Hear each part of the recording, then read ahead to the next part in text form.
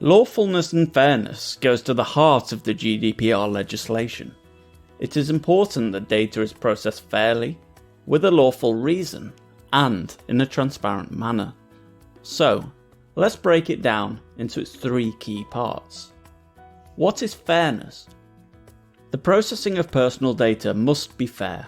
If any aspect of the processing is unfair, you'll be in breach of this principle. Assessing whether you are processing information fairly depends on how you obtain it. If you obtain the information through deception or misleading individuals, it's going to be unfair. Consider how the personal data affects the interests of the individuals concerned, both as a group and individually. If you obtain the information unfairly for even one individual, you'll be in breach of this principle. What is lawfulness? In order for the processing of personal data to be lawful, you need to identify one of the 6 grounds for processing personal data.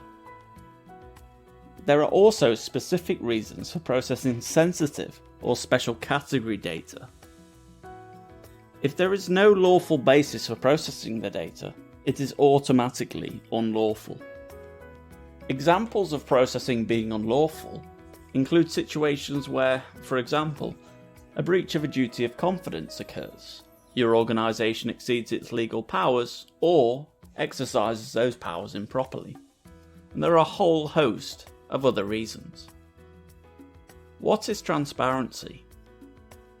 Transparent processing is all about being clear, open, and honest with people from the start about who you are, how you're using their data, and for what purposes you're actually using it.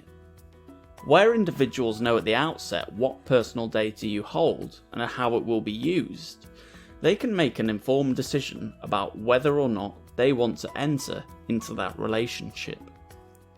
Where you have no direct relationship with the individual, transparency is even more important, as individuals will have no initial idea about what data you'll be collecting or how you will be using it.